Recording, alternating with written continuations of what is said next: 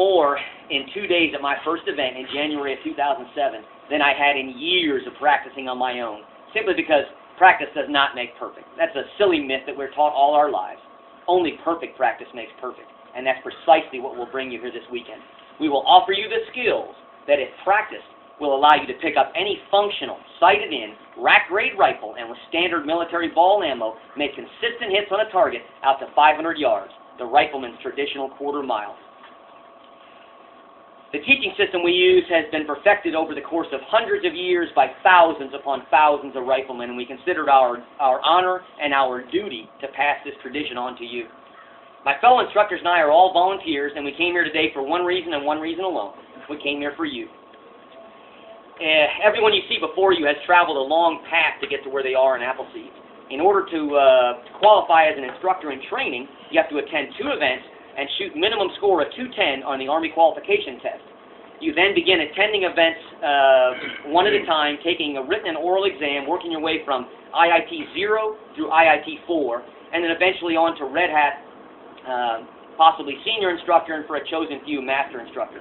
In order to make Red Hat, or what we call full instructor, it takes in excess of 100 hours on the firing line, plus at least that many more studying at home. Now, the only reason I tell you all this nonsense is to let you understand the level of commitment and expertise we bring to you this weekend. There is no other organization in America with standards as demanding as Appleseed. Every Red Hat instructor you see in front of you can shoot a consistent score of 210 or greater on the AQT, and most of us have done so out to full range of 400 yards. As we'll describe later on, the AQT uses reduced silhouettes to simulate the distances of 100, 200, 300, and 400 yards. Now, beginning with Panhead Joe over here, each of my fellow instructors will offer a brief introduction. Take it away, Joe. Hi, my name is Joe. I'm known by Panhead on the forum, although I'm not there a whole lot. I do chime in every now and then. I guess it was 2008 when I knew everything there was to know about shooting. They decided that they were going to have an Appleseed here, and I'd heard of the program. And I showed up for the very first one that was here at Hernando. There was 63 people. We had it spilling over into the side. They had to put dining flies up and things to accommodate all the shooters. But just to be sure that I was going to excel, as I knew I would, I went ahead and ordered a shooting jacket and a GI sling from Fred's M14 stocks, just so that I would look the part and walk the walk. Well, I didn't do so good the first day. And the reason that I gave myself was because I had borrowed the rifle. It didn't fit right. The scope wasn't in the right position. And I didn't do too well. I didn't do bad, but I decided I'd go home and get my old SKS.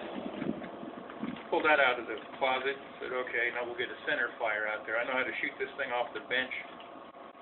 So we fired what we're going to call the red coat target, which is what it's called. You guys will be seeing one of these real soon. This one looks a lot like the target that I shot that day. A lot like it. The only difference was that one had 4 holes in it, and that was from the stapler. So I got a little upset with myself and my equipment, of course, because the instructors were paying more attention to everyone but me, and I used every excuse there was in the book for my lack of teachable attitude.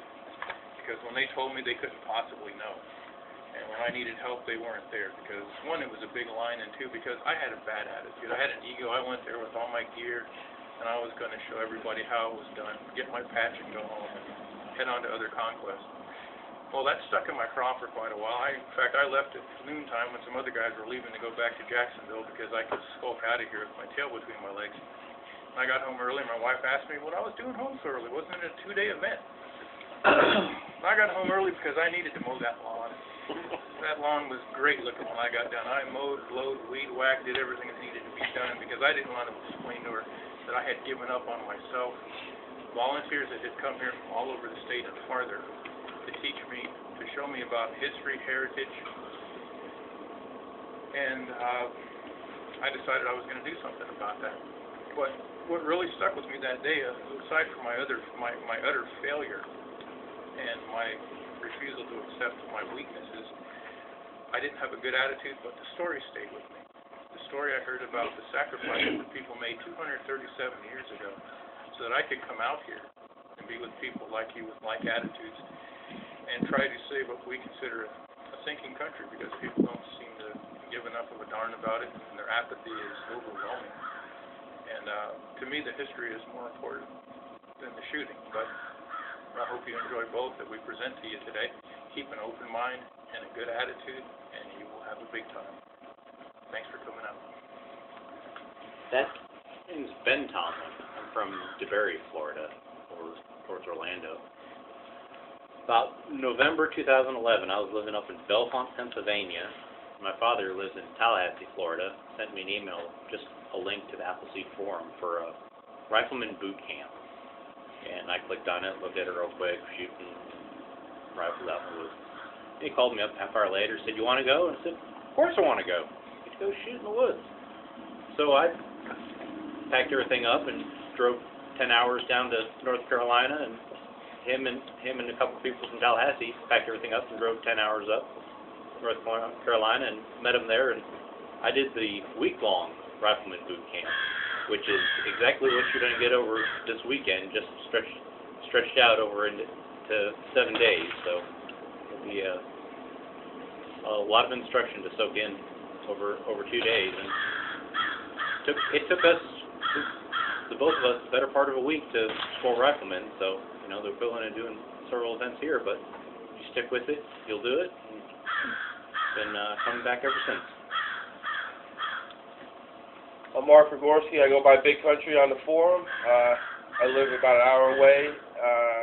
I'm a full-time student at this point in my life. I'm studying political science and history. And I have a friend who told me about Appleseed. He showed me a little card with a 1-inch square, and he said, "Can you hit that square?" I said, "Well, of course I can hit that square.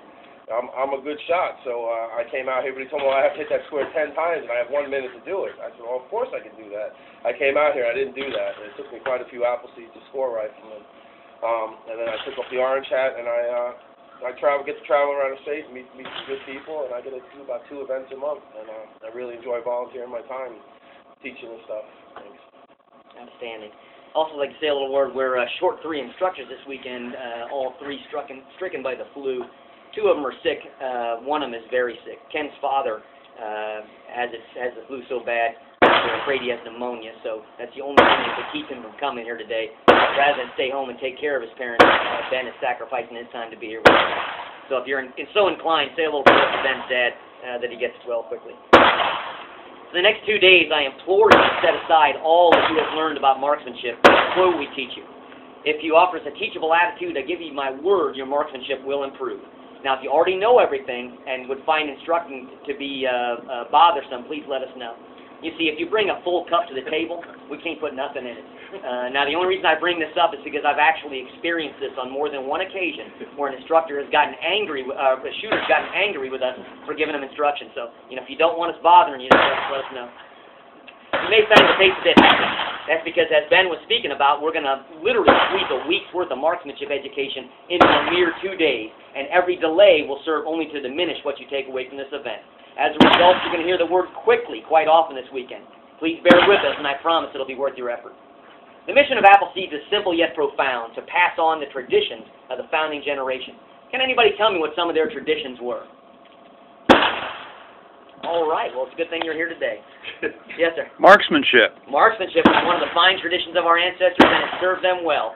I would say the most important ideal and tradition of the Founding Fathers was self-government. And in my studies of the Founding Fathers and this time period, I have come to find that men like Patrick Henry and Thomas Jefferson, when they said self-government, you know what they meant? Oddly enough, govern thyself. Because, see, the man, woman, or child who can govern themselves has no need of a master or a nanny and can enjoy the fruits of their labors. Self-government and self-reliance are the foundation upon which liberty must be constructed. These are some of the traditions of our ancestors. Self-government, self-reliance, frugality, public virtue, which in the Yankee parlance of the time would have meant community spirit, concerning yourself with things outside of your own little sphere. Faith, marksmanship. These are some of the fine traditions handed down to us. We see these traditions slipping away, and as we get away from the traditions of the founders, we're losing our prosperity and our liberty. Appleseed believes that only a return to these traditions can hope to save us and bring back our prosperity and our liberty.